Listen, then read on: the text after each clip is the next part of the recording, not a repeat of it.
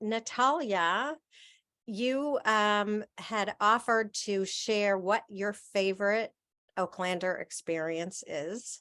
I'd love to hear what your favorite activity is. I like a safe place very much, and dolls which children can put into hands and present their family members, mom, father, brothers, sisters, etc. Mm-hmm. And in working with children and families during what's going on in your family, have you noticed, what have you noticed in terms of the safe place? In terms of safe place, I can notice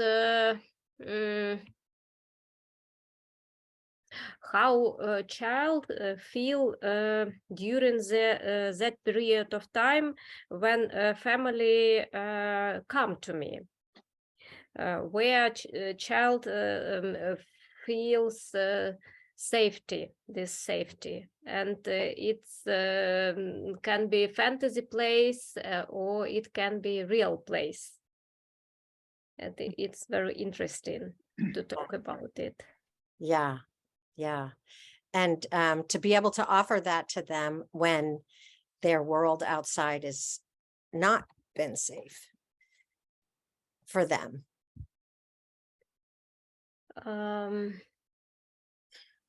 I noticed that children find this safe place for themselves, even if world is not so safe. For example, as now in Ukraine, they find these places. Amazing. And maybe do it easily than adults. Huh.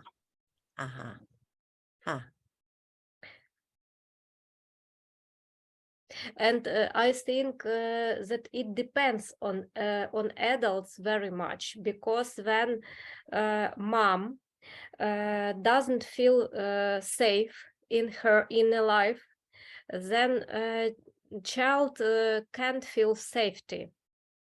When mom feels anxiety, then child feels anxiety too. So I often propose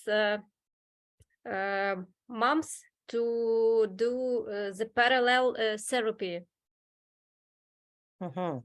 When you see that they're themselves having a hard time. Sure. Yeah. Okay. Well, Nataliya, can I ask Nataliya a question? Nataliya, when you were talking about the safe place in your hand, I think I missed that. Can you tell me a little bit about this technique you use? Does it involve the hand, or does it involve drawing, or how drawing. do you use the safe place? As a rule, we use drawing. Even if we do it in Zoom with some children, they draw on the paper, and then they show me, and we can discuss these drawings. Oh, okay. Thank you. Okay, well, thank you. And does someone, I'm glad, Pamela, that you're asking this question, because it's sort of a classic Violet exercise, and in other models too, about the safe place. But is someone, would someone explain sort of the Oaklander model of the safe place?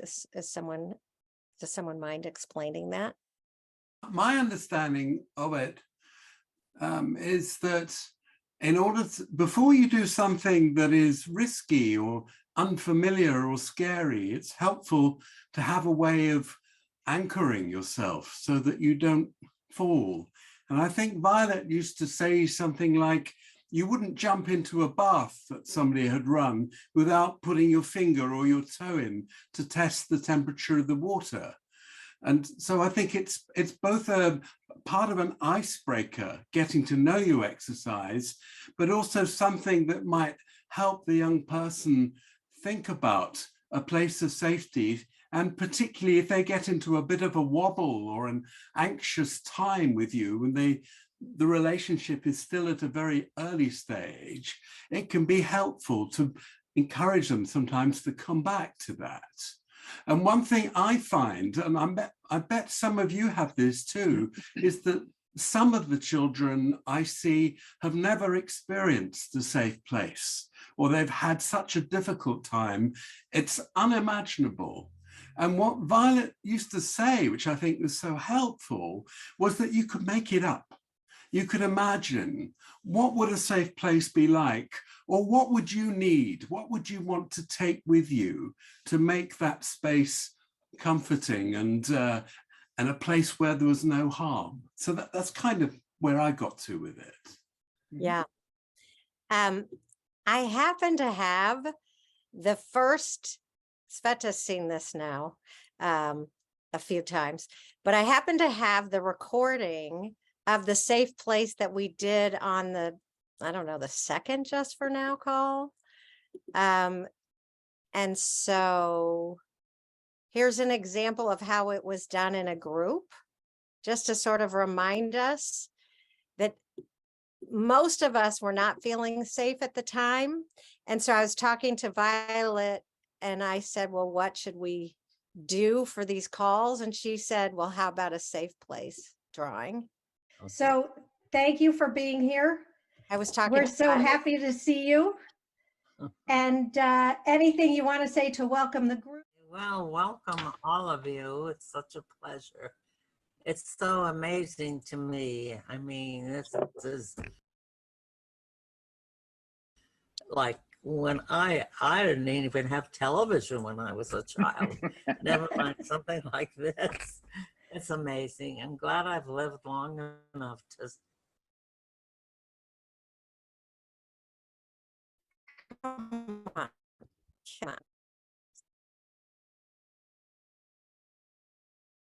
see these amazing things we can do. So just think about safety, just for now, what it could look like. Think of one part of your scene that you'd like to add to our collective scene. And whenever you're ready, just draw on some part of the screen and we'll end up with one group safe place.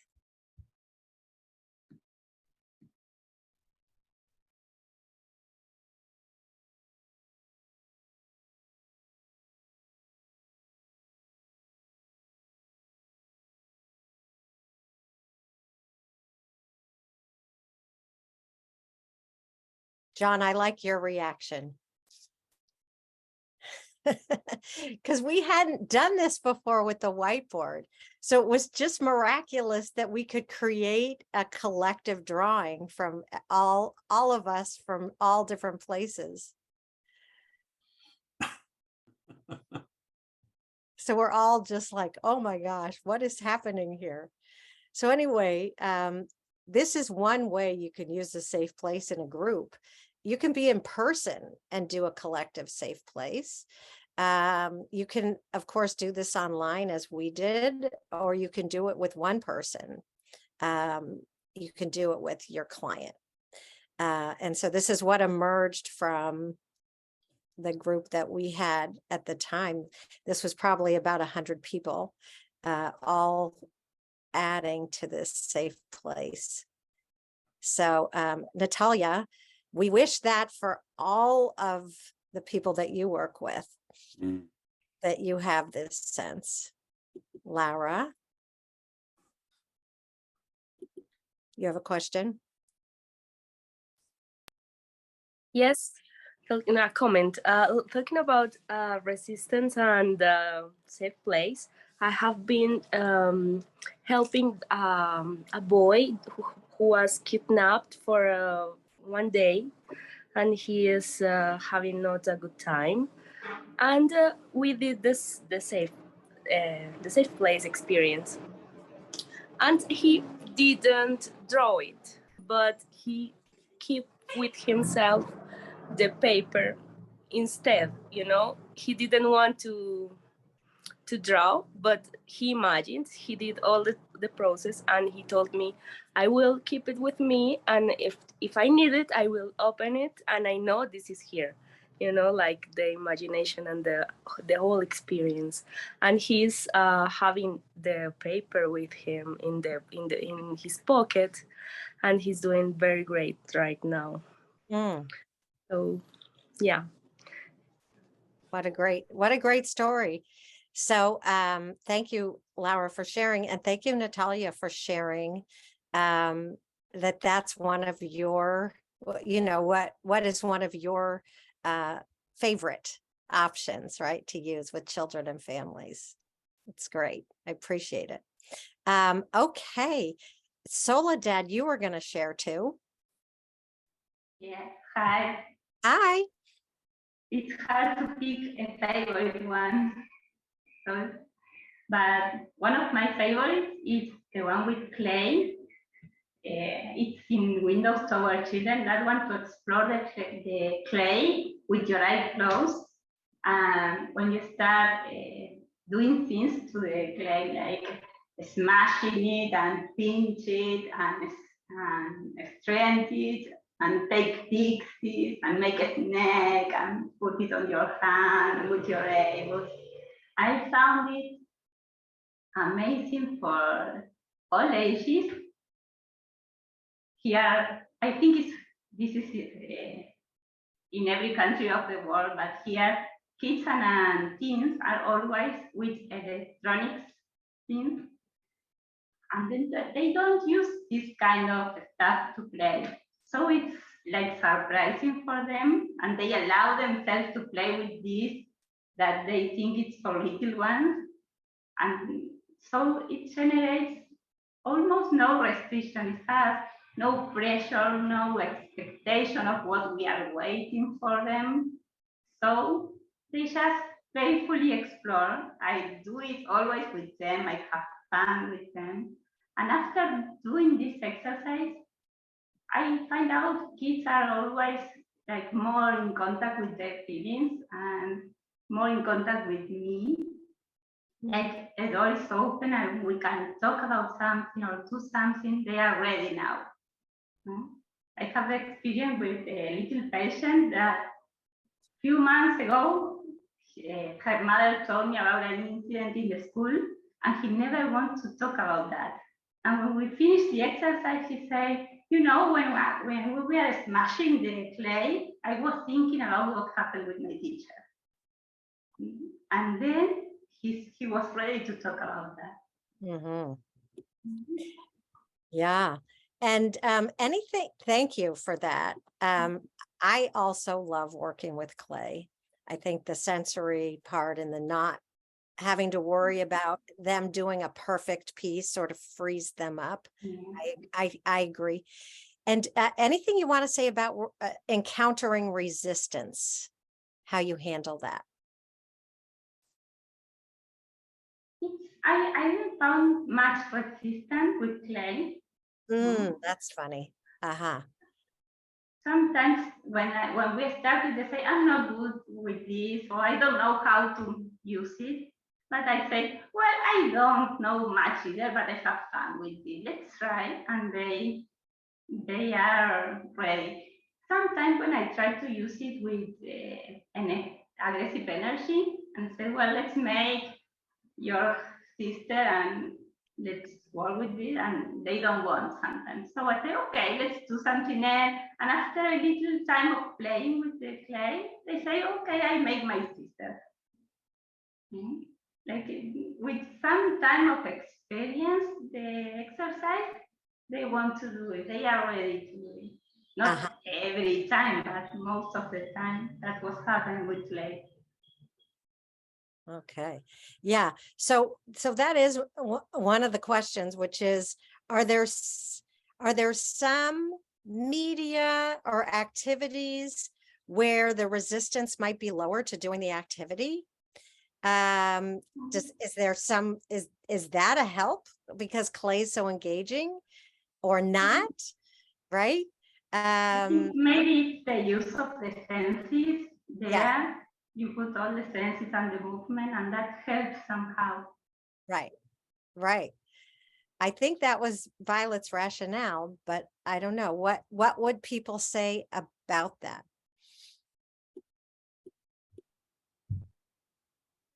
Ina.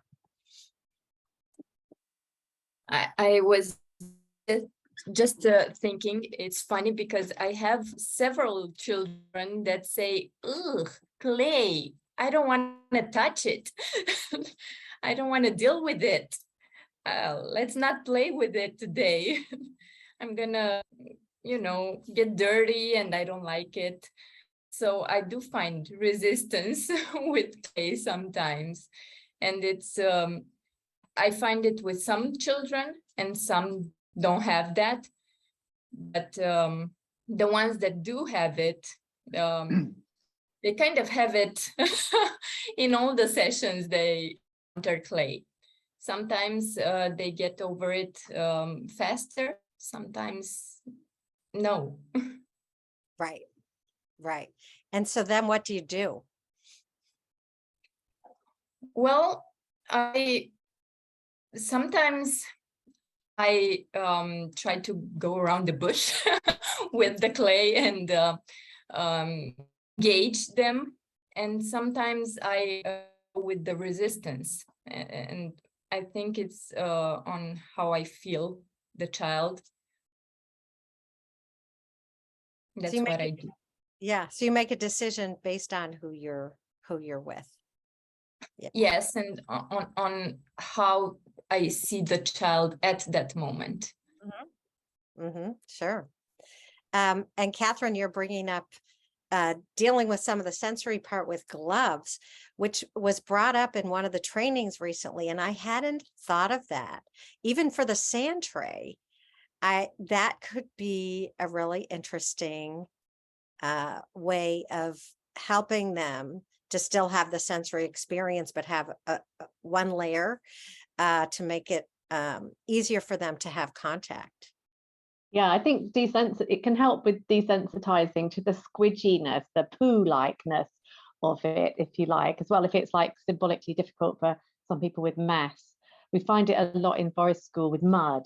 And, eventually a lot of children will work their way towards putting their toes in the mud, but it's like really freaks them out at first. So it don't have to.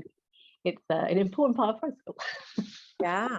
Yeah. No, I just think that's great. And there are clients that I think about now who had me like make things out of clay, or even use the sand tray to bury things. And I'm wondering if they would have been more open themselves if I had offered gloves. So anyone who's like me maybe has an idea, or maybe many of you already know about this. So thanks for bringing that up. Gray clay is less messy. Yeah. Yeah. Also, Karen, can I mention something about, I have found it really helpful if kids are very reluctant to get messy or dirty with clay. I give a little speech about how clay is organic and natural, and it actually doesn't stain and it doesn't stay with you. Sometimes I even do a little metaphor about different things in life that are like clay, and how at the end it just dries up and it's like dust and it just goes away and it doesn't stay with you.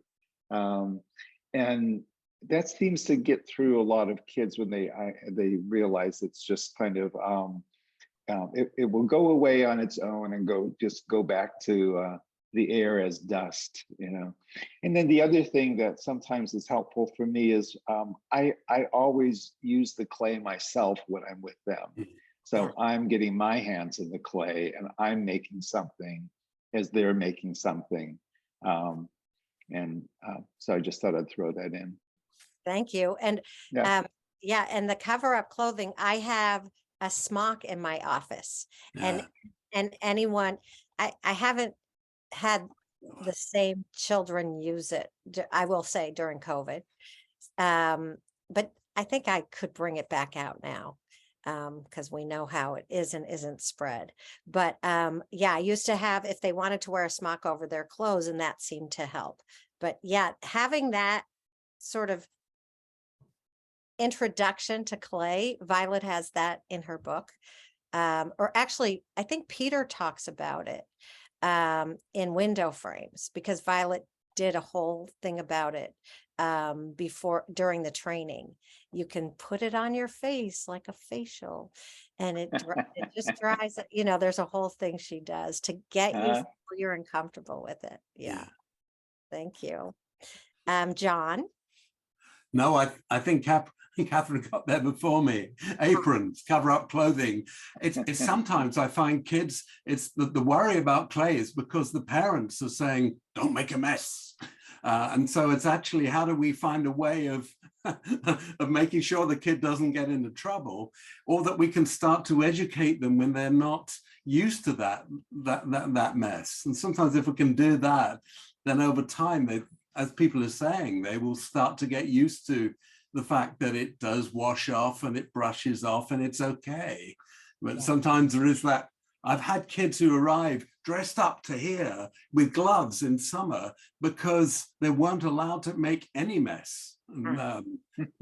Tragic, but yeah, I have to work with what is sometimes. So true. So true. Yeah. Thank you. And Patrick, Tatiana.